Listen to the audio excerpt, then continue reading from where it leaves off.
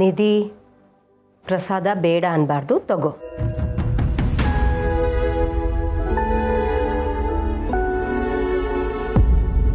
ನಿಧಿ, ದೊಡ್ಡವ್ರ ಹತ್ರ ಹೇಗೆ ನಡ್ಕೋಬೇಕು ಅಂತ ಗೊತ್ತಿಲ್ವಾ? ಪರವಾಗಿಲ್ಲ ಮಹೇಶ್ ಅವರೇ, ಇವಳ ಜಾಗದಲ್ಲಿ ಯಾರೇ ಇದ್ದಿದ್ರು ಹೀಗೆ ನಡ್ಕೊಂಡಿರೋರು. ಹೀಗ್ಯಾಕೆ ಇನ್ನೂ ಕೋಪವಾಗಿ ನಡ್ಕೊಂಡಿರೋರು. ಪಾಪ ನಮ್ಮ ನಿಧಿ ಹಾಗಲ್ಲ. ನಿಧಿ, ಹಬ್ಬದ ದಿನ ನಿನ್ಗೊಂದು ಖುಷಿಯಾದ ವಿಚಾರ ಇದೆ.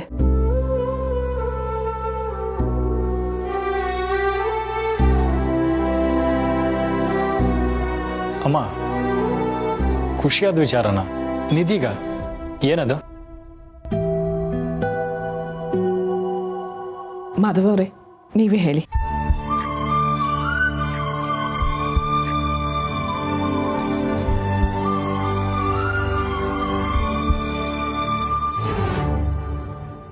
ನಿಧಿ, ನಿನ್ನ ಮದುವೆ ನಡೆಯುತ್ತೆ. ಅದು ಸಂಜೆ ಜೊತೆನೆ.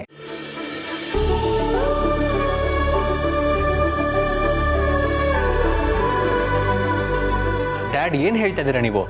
ಸಂಜಯ್ ಜೊತೆ ನಿಧಿ ಮದುವೆನಾ? ಅದು ಹೇಗಣ ಸಾಧ್ಯ?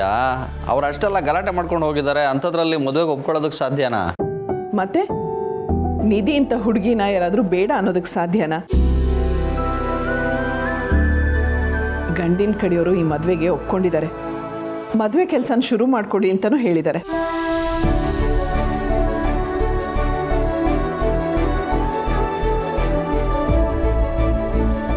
ನಿಜ ಹೇಳಿ, ನೀವಿಬ್ಬರು ಅವ್ರ ಮನೆಗೇನಾದರೂ ಹೋಗಿದ್ರಾ?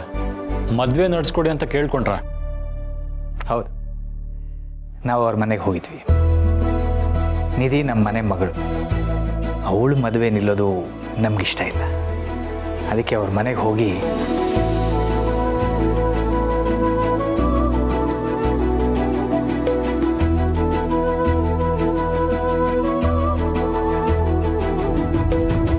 ಅಪ್ಪ, ನೀವು ಅವ್ರ ಹತ್ರ ಹೋಗಿ ಬೇಡ್ಕೊಂಡಿದ್ದು ನನಗೆ ನಿಜವಾಗ್ಲೂ ಇಷ್ಟ ಆಗಿಲ್ಲ. ನಮ್ಗೆ ಒಂದು ಮಾತಾದರೂ ಹೇಳಬೇಕಿತ್ತಲ್ವ?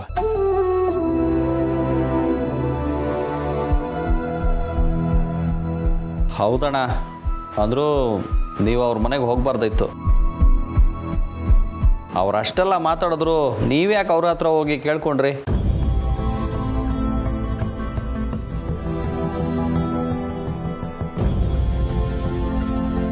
ಅವರಿಗೆ ಅವ್ರು ಮಾಡಿದ ತಪ್ಪು ಅಂತ ಅವ್ರಿಗೆ ಅನ್ನಿಸ್ಬೇಕಿತ್ತು.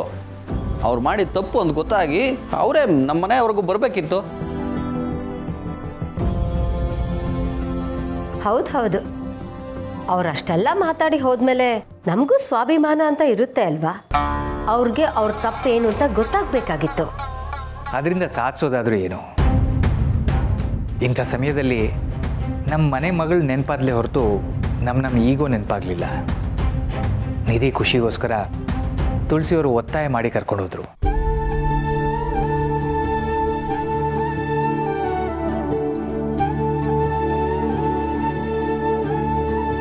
ಇವಳ ಮದುವೆ ಆಗಬೇಕು ಅಂದರೆ ನಾನು ಯಾರ ಕೈಕಾಲು ಬೇಕಾದರೂ ಹಿಡಿತೀನಿ ಅಂತ ಇವ್ರು ಹೇಳುವಾಗ ನಾನೇನು ಹೇಳಿ?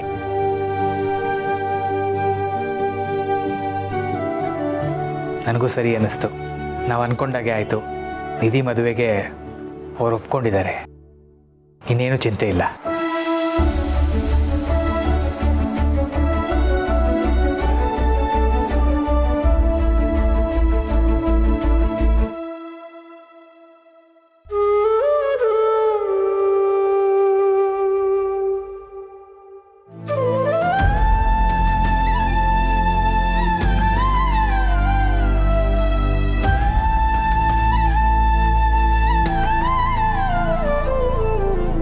ನಿಜವಾಗ್ಲೂ ದೊಡ್ಡಪ್ಪ? ನಿನ್ನ ನಾಣೆಗೂ ನಿಜ. ಥ್ಯಾಂಕ್ ಯು ಸೋ ಮಚ್ ದೊಡ್ಡಪ್ಪ. ಇಲ್ಲ, ಇದರಲ್ಲಿ ನನ್ನ ಪಾತ್ರ ಏನೂ ಇಲ್ಲ. ಇದಿಷ್ಟು ಹೇಳಿದ್ದು ತುಳಸಿಯವರು. ನನ್ನನ್ನು ಒತ್ತಾಯ ಮಾಡಿ ಕರ್ಕೊಂಡು ಹೋಗಿದ್ದು ಅವರೇ. ನೀನು ಥ್ಯಾಂಕ್ಸ್ ಹೇಳೋಂಗಿದ್ರೆ ಅವರನ್ನು ಹೇಳಬೇಕು.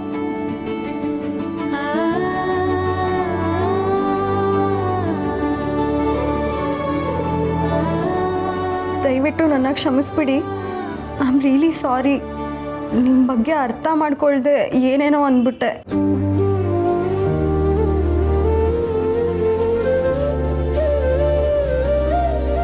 ಏನಿದೆ ಮದುಮಗಳು ಹೀಗೆಲ್ಲ ಅಳ್ತಾಳ? ನೀನು ಗ್ರ್ಯಾಂಡಾಗಿ ಸೀರೆ ಉಟ್ಕೊಂಡು ರೆಡಿ ಆಗಬೇಕೆ ಹೊರತು ಈಗ ಸಾರಿ ಎಲ್ಲ ಕೇಳಬಾರ್ದು. ಆದರೂ ನಾನು ನಿಮಗೆ ತುಂಬ ಬೇಜಾರು ಮಾಡಿಬಿಟ್ಟೆ. ಬೇಜಾರ? ಮಕ್ಕಳ ಮಾತನ್ನ ಮನ್ಸಿಗೆ ತಗೊಂಡಿರ್ತಾನೆ ಬೇಜಾರಾಗೋದು. ನೀನೇನೇ ಹೇಳಿದ್ರು ನನಗೆ ಬೇಜಾರಾಗಲ್ಲ.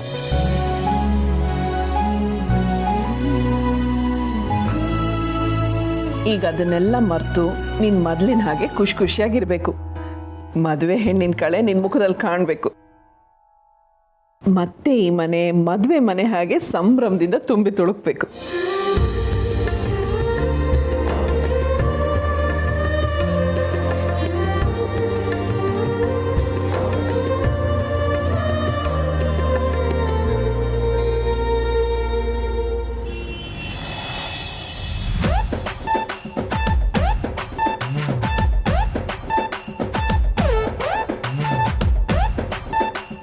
ನಮಸ್ಕಾರ ಸಭೆ, ಚೆನ್ನಾಗಿದ್ದೀರಾ? ಚೆನ್ನಾಗಿ. ಏನು ಭಾಳ ಯೋಚನೆ ಮಾಡ್ಕೊಂಡು ಹೋಗ್ತಾ ಇದ್ದೀರಿ? ಮನಿ ಪ್ರಾಬ್ಲಮ್ಮಾ? ನನಗೂ ಅಷ್ಟೇ ಸಮಯ, ಸಿಕ್ಕಾಪಟ್ಟೆ ಮನಿ ಪ್ರಾಬ್ಲಮ್ ಇತ್ತು. ನಾನು ನಿಮ್ಮ ಥರ ಒಬ್ಬೊಬ್ಬನೇ ಮೆಂಟಲ್ ಥರ ಹೋಗ್ತಾ ಇದ್ದೆ ನಡ್ಕೊಂಡು. ಈಗ ನೋಡಿ ಲಕ್ಷಾಧೀಶ್ವರ ಆಗ್ಬಿಟ್ಟಿದ್ದೀನಿ. ಹಿಂಗಿದೆ ನನ್ನ ಪ್ಯಾಂಟು, ಬೆಲ್ಟು ಹೊಸದು. ಶೂ ಅಂಗಡಿಗೆ ಹೋಗಿದ್ದೆ ತಗೊಳಕ್ಕೆ, ಬಾಗ್ಲಾಕ್ಬಿಟ್ಟಿದ್ದ. ತಗೋತೀನಿ, ಬಿಡ್ತೀನಾ? ನೋಡಿ ಸೊಮ್ಮೆ, ಇದು ಕಾಣ್ತಾ ಇದೆಯಲ್ಲ, ಇದು ಟ್ರೇಡಿಂಗ್ ಆ್ಯಪು. ಇದು ಹೆಂಗೆ ಅಂದರೆ, ನಾವು 1 ಲಕ್ಷ ರೂಪಾಯಿ ಇದರಲ್ಲಿ ಹಾಕ್ಬಿಟ್ರೆ 15 ದಿವಸ 2 ಲಕ್ಷ ವಾಪಸ್ ಬರುತ್ತೆ. 2 ಹಾಕಿದ್ರೆ ಅಲ್ಲಿಂದ 15 ದಿವಸ 4 ಬರುತ್ತೆ. ಹಿಂಗೆ ನಾವು ಎಷ್ಟು ಹಾಕ್ತೀವಿ ಅದಕ್ಕೆ ಡಬಲ್ ಬರ್ತಾ ಹೋಗುತ್ತೆ. ಹಾಕ್ತೀರಾ? ನನಗೆ ಯಾಕೋ ನಿಮ್ಮ ಮಾತಿನ ಮೇಲೆ ನಂಬಿಕೆ ಬರ್ತಿಲ್ವಲ್ಲ. ಏನ್ ಸ್ವಾಮಿ ಹಿಂಗನ್ಬಿಟ್ರೆ? ನೋಡು ಎಷ್ಟು ಟಿಪ್ ಟಾಪ್ ಆಗಿ ಡ್ರೆಸ್ ಮಾಡ್ಕೊಂಡ್ ಬಂದಿದ್ದೀನಿ. ನನ್ನ ಮಾತಲ್ಲೇ ನಂಬಿಕೆ ಬರ್ತಿಲ್ಲ ಅಂದ್ರೆ ಹೆಂಗೆ ಹೇಳಿ? ನೋಡಿ, ಈಗ ನಾನು ಹಾಕಿರೋ ದುಡ್ಡಿಗೆ ಪ್ರತಿದಿನ ನನಗೆ ಎಷ್ಟೆಷ್ಟು ದುಡ್ಡು ಬರುತ್ತೆ ಅನ್ನೋದು ಇದ್ರಲ್ಲಿ ಗೊತ್ತಾಗುತ್ತೆ. ನೀವು 1 ಲಕ್ಷ ಹಾಕಿ, ಮುಂದಿನ ವಾರ 2 ತಗೊಳ್ಳಿ. ರೀ, ನನಗೆ ಮಾತ್ರ ಲಕ್ಷ ಹಾಕಿ ಅಂತೀರಾ? ನೀವು ಹಾಕಿರೋದು ನೋಡಿದ್ರೆ ಬರೀ 1,000 ಅಷ್ಟೇ. 1,000 ಹಾಕಿ ಪ್ರತಿದಿನ 100 ರೂಪಾಯಿ ಬರುತ್ತೆ ಅಂತ ತೋರಿಸ್ತಾ ಇದ್ದೀರಾ? ಅಷ್ಟು ನಂಬಿಕೆ ಇರೋರಾಗಿದ್ರೆ ನೀವೇ 1 ಲಕ್ಷ ಹಾಕಿ 2 ಲಕ್ಷ ಬರುತ್ತಲ್ಲ, ಅವಾಗ ಬಂದು ತೋರಿಸಿ, ಅವಾಗ ನಾನು ಹಾಕ್ತೀನಿ. 100-200 ಹಾಕ್ಬಿಟ್ಟು ನಮಗೆ ಮಾತ್ರ ಲಕ್ಷ ಹಾಕಿ ಅಂತ ಹೇಳಕ್ ಬಂದ್ಬಿಟ್ರು. ಇಂಥವೆಲ್ಲ ಎಷ್ಟು ನೋಡಿಲ್ಲ. ಹೋಗ್ರಿ ರೀ. ಅಲ್ರಿ ಸ್ವಾಮಿ, ಸ್ವಾಮಿ ಪ್ಯಾಂಟ್ ಬೇಡ. ಈ ಅಪ್ಪ ಹೇಳಿದ್ದು ಕರೆಕ್ಟೇ ಅಲ್ವಾ? ನಾನು ಹಿಂಗೆ ಬೀದಿಲ್ಲ ಹತ್ಕೊಂಡು ಸಿಕ್ಕದವ್ರ ಮುಂದೆ ಎಲ್ಲ 1000 ಹಾಕಿ ಲಕ್ಷ ಬರುತ್ತೆ, 1000 ಹಾಕಿ ಲಕ್ಷ ಬರುತ್ತೆ ಅಂದರೆ ಎಲ್ಲರೂ ಹಿಂಗೆ ಮಕ್ಕೋಗ್ದು ಹೋಗ್ತಾ ಇರ್ತಾರೆ. ಕರೆಕ್ಟ್. ನಾನೇ ಲಕ್ಷ ಹಾಕಿ ಕೋಟಿ ಸಂಪಾದನೆ ಮಾಡಿ ಆಮೇಲೆ ಜನಗಳ ಮುಂದೆ ನಿಂತ್ಕೊಂಡು ನನಗೆ ದುಡ್ಡು ಬಂದಿದೆ ನೀವು ಹಾಕಿ ಅಂದರೆ ನಂಬ್ತಾರೆ. ಕರೆಕ್ಟ್. ಹೆಂಗಿದ್ರು ಬ್ಯಾಂಕಲ್ಲಿ 2 ಲಕ್ಷ ಇದೆ. ಮ್ಯಾನೇಜರ್ ಸಿಗ್ತಾನೆ, ಡ್ರಾ ಮಾಡಿ ಅವನ ಕೈ ಕೊಟ್ರೆ ಮುಂದಿನ ವಾರ ಕೋಟಿ. ಆಹಾ, ಈಗ ಪ್ಯಾಂಟು ಶರ್ಟು ಕೋಟಿ ಬಂದ ಮೇಲೆ ಕೋಟು. ಆಹಾ, ಅದೇ ಕರೆಕ್ಟ್. ಮ್ಯಾನೇಜರ್ ಹಿಂಗೆ.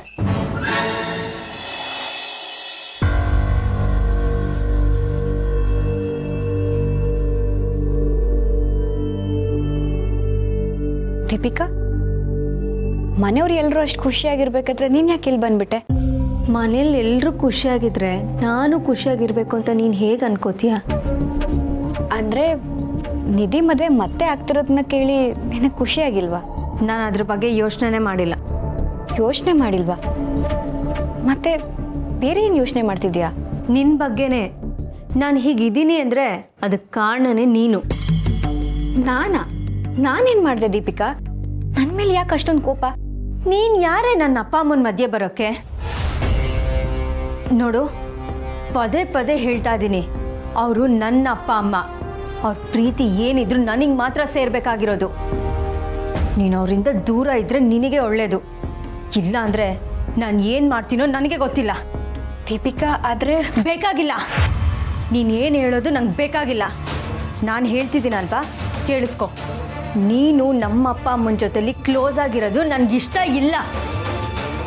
ಅದರಿಂದ ನನಗೆ ಸಂತೋಷ ಆಗಲ್ಲ, ಸಂಕಟ ಆಗತ್ತೆ, ಒಂದು ರೀತಿ ಹುಚ್ಚು ಹಿಡಿಯುತ್ತೆ. ಮಗುನ ಚೀಟಿ ತೊಟ್ಲು ತೂಗೋ ಕೆಲಸ ಮಾಡಬೇಡ.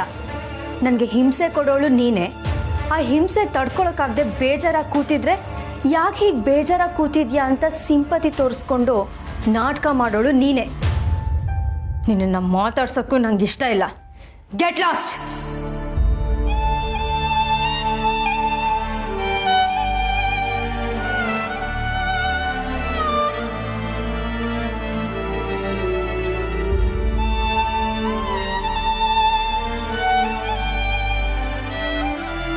ನೋಡು ದೀಪಿಕಾ, ವನಜ ಅಮ್ಮನ ಜೊತೆ ಮಾತಾಡಿದ್ರೆ ನನಗೆ ಹಿಂಸೆ ಆಗುತ್ತೆ ಅಂತ ಹೇಳ್ತಿದ್ಯಲ್ಲ. ನಿನಗೆ ಹಿಂಸೆ ಆಗುವಂಥ ಕೆಲಸ ಮಾಡೋದಕ್ಕೆ ನನಗೂ ಇಷ್ಟ ಇಲ್ಲ. ನಿನಗೋಸ್ಕರ ಇನ್ಮೇಲೆ ನಾನು ಅವ್ರ ಜೊತೆ ಮಾತಾಡಲ್ಲ. ಆದರೆ ನನ್ನ ಹತ್ರ ಒಂದೇ ಒಂದು ರಿಕ್ವೆಸ್ಟು, ಅಮ್ಮನ ಹತ್ರ ಹಾಗೆಲ್ಲ ನಡ್ಕೋಬೇಡ. ಅವ್ರ ಮನ್ಸಿಗೆ ತುಂಬ ನೋವಾಗುತ್ತೆ. ಅಮ್ಮನ ಯಾರೇ ನಿನಗಮ್ಮ? ಅವರು ನನ್ನಮ್ಮ. ಅವ್ರ ಜೊತೆ ನಾನು ಹೇಗೆ ಬೇಕಾದ್ರೂ ನಡ್ಕೋತೀನಿ, ಹೇಗೆ ಬೇಕಾದ್ರೂ ಇರ್ತೀನಿ.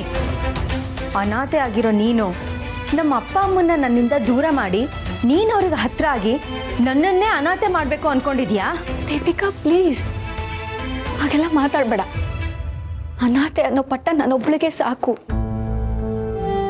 ಆ ಪದದ ಹಿಂದೆ ಇರೋವಂಥ ನೋವು ಅನುಭವಿಸ್ತಿರೋರ್ಗೆ ಅಷ್ಟೇ ಗೊತ್ತಿರುತ್ತೆ. ನನಗಪ್ಪ ಅಮ್ಮನ ಪ್ರೀತಿ ಸಿಕ್ಕಿಲ್ಲ ಅಂದ ಮಾತ್ರಕ್ಕೆ ನಿನ್ನಿಂದ ಆ ಪ್ರೀತಿನ ದೂರ ಮಾಡಲ್ಲ. ನಿನಗೇನಾದ್ರೂ ಹಾಗೆ ಅನಿಸ್ತಿದ್ರೆ ನಾನು ನಿಜವಾಗ್ಲೂ ಅಮ್ಮನ ಹತ್ರ ಮಾತಾಡಲ್ಲ. ನೀನು ಖುಷಿಯಾಗಿರು. ಯಾಕಂದ್ರೆ ಅವರು ನಿನ್ನಮ್ಮ, ನಿನ್ನನ್ನು ಹೆರ್ತಿರೋ ಅಮ್ಮ. ನೀನು ಹೀಗೆಲ್ಲ ಹೇಳಿದ್ಮೇಲೆ ನಾನು ಅವ್ರ ಹತ್ರ ಹೇಗೆ ತಾನೇ ಮಾತಾಡೋಕ್ಕಾಗುತ್ತೆ? ಮಾತಾಡಲ್ಲ.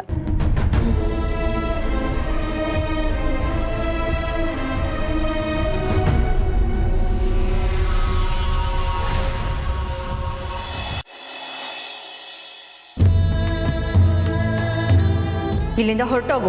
ನಿನ್ನ ಮುಖ ನೋಡೋಕ್ಕೂ ನನಗಿಷ್ಟ ಇಲ್ಲ. ನಿಮಗೆಲ್ಲ ನಾನು ಬೇಕಾಗಿಲ್ಲ. ಆ ಬೀದಿ ಬಿಕಾರಿನೇ ಬೇಕಾಗಿದ್ದಾಳೆ. ಯಾವಳು ಬೀದಿಲ್ ಬಿದ್ದ ಬಿಕಾರಿನ, ಆ ಅನಾಥೆನ ನನ್ನ ಅಕ್ಕ ಅಂತ ಎಲ್ಲ ಹೇಳಬೇಡ.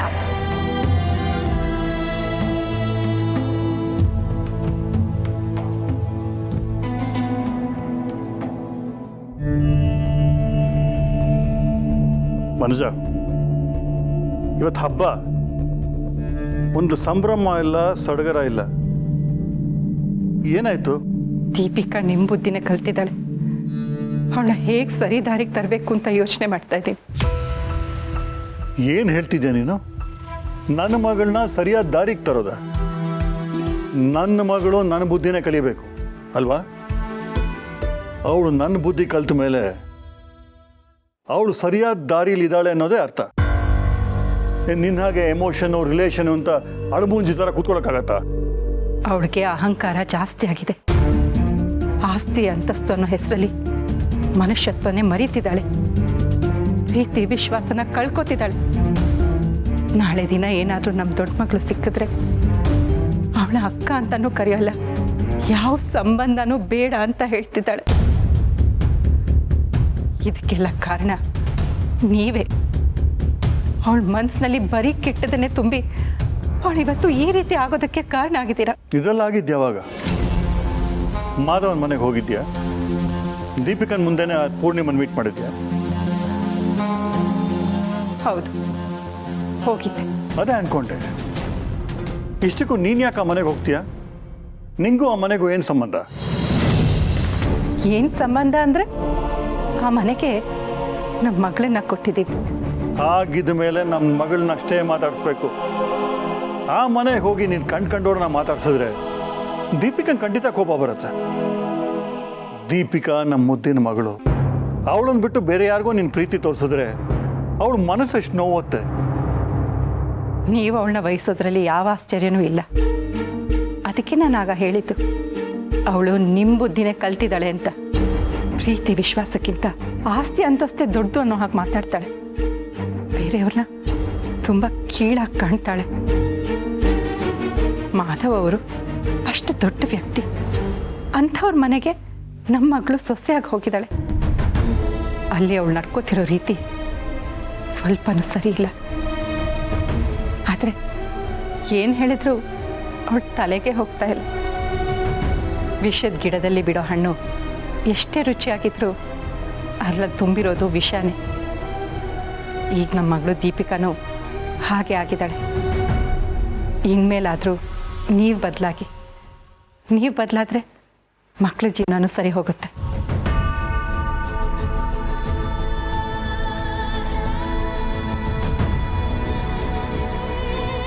ಏನು ಮಾತಾಡ್ತೇವೆ ಮಾತಾಡು. ನನ್ನ ಕೆಲಸ ಮುಗೀಲಿ, ನಿಮಗೆಲ್ಲ ಬುದ್ಧಿ ಕಲಿಸ್ತೀನಿ.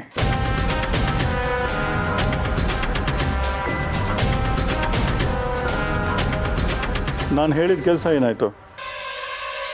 ಆಶ್ರಮದ ಹೆಂಗಸು ಸಿಕ್ಕಿದ್ಲಾ? ಸಿಕ್ಕಿದ್ದಾರೆ ಸರ್, ನಾಳೆನೇ ಭೇಟಿ ಆಗ್ತಾರಂತೆ. ನಾಳೆನಾ?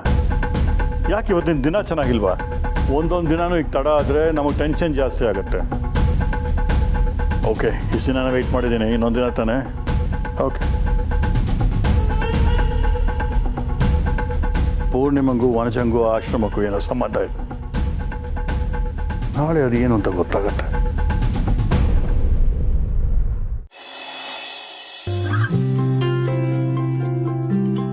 ಏನಿವತ್ತು ಅಡುಗೆ ಒಂಥರ ಡಿಫ್ರೆಂಟ್ ಆಗಿತ್ತು, ರುಚಿನೂ ಚೆನ್ನಾಗಿತ್ತು. ಇವತ್ತು ಅಡುಗೆ ಎಲ್ಲ ಶಾರ್ವರಿಯವರೇ ಮಾಡಿದ್ದು.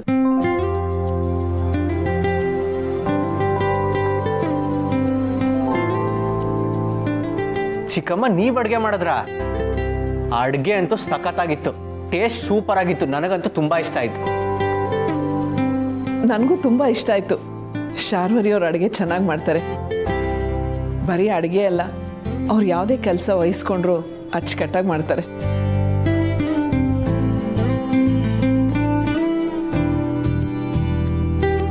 ನಾನಿಷ್ಟೆಲ್ಲ ಮಾಡಿರೋದೇ ನಿಮಗೋಸ್ಕರ. ಇವತ್ತು ನೀವು ಹೊರಡ್ತಿದ್ದೀರಾ ಅಲ್ವಾ, ಅದಕ್ಕೆ ನಾನೇ ನನ್ನ ಕೈಯಾರೆ ಅಡುಗೆ ಮಾಡಿ ನಿಮಗೆ ಬಡಿಸ್ಬೇಕು ಅಂದ್ಕೊಂಡೆ.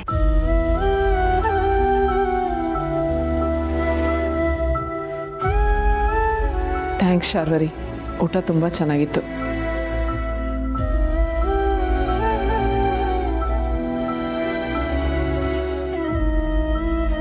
ದೀಪಿಕಾ, ಏನು ಯೋಚನೆ ಮಾಡ್ತಾ ಇದೀಯಾ?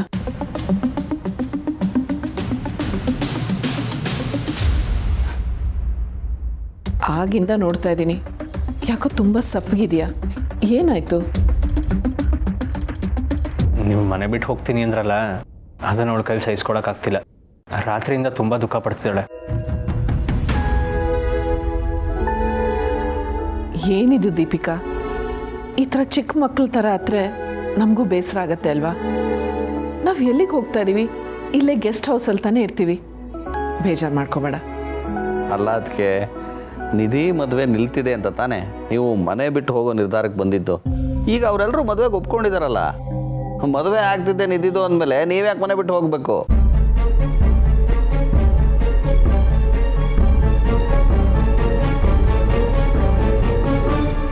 ಈ ಮನೇಲಿ ನಾವ್ಯಾರು ಇವಳು ಕಣ್ಣಿಗೆ ಕಾಣೋದೇ ಇಲ್ವಾ? ಇವರಿಬ್ರು ಇಲ್ಲ ಅಂದರೆ ಮನೆನೇ ಇಲ್ಲ ಅನ್ನೋ ಥರ ಆಡ್ತಾಳೆ. ಇಲ್ಲಿ ಇನ್ನೆಷ್ಟೊತ್ತು ಹೀಗಾಡ್ತಾರೆ? ಅವರಿಬ್ರು ಈ ಮನೆಯಿಂದ ತೊಲಗಿದ ಮೇಲೆ ಎಲ್ಲರೂ ಈ ಮನೇಲಿ ನಾನು ಹೇಳ್ದಾಗೆ ಕೇಳಿಕೊಂಡು ಬಿದ್ದಿರಬೇಕು. ಹೌದಮ್ಮ, ನಿಧಿ ಮದುವೆ ಆಗ್ತಿದೆಯಲ್ಲ, ಇದಾಗಿ ನಿಮ್ಮಿಂದಾನೆ. ಅಂಥದ್ರಲ್ಲಿ ನೀವೇನಿಗೆ ಮನೆ ಬಿಟ್ಟು ಹೋಗಬೇಕು?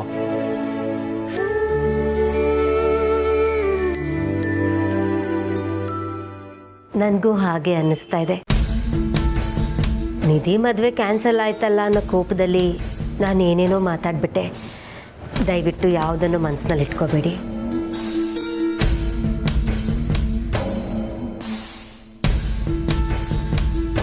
ನೀವು ಮನೆಯಲ್ಲೇ ಇರಿ. ನೀವು ಮನೆಯಿಂದ ಹೊರಗೆ ಹೋಗೋದು ಮನೇಲಿ ಯಾರಿಗೂ ಇಷ್ಟ ಇಲ್ಲ. ದಯವಿಟ್ಟು ಹೋಗಬೇಡಿ ತುಳಸಿ ಅವರೇ. ಶಾರ್ವರಿ, ನೀನು ಇಷ್ಟು ಹೇಳಿದ ಮೇಲೆ ನಾನು ಮತ್ತು ತುಳಸಿಯವರು ಈ ಮನೆಯಿಂದ ಆಚೆ ಹೋಗಲ್ಲ, ಓಕೆನಾ? ನಾವು ಇಲ್ಲೇ ಇರ್ತೀವಿ.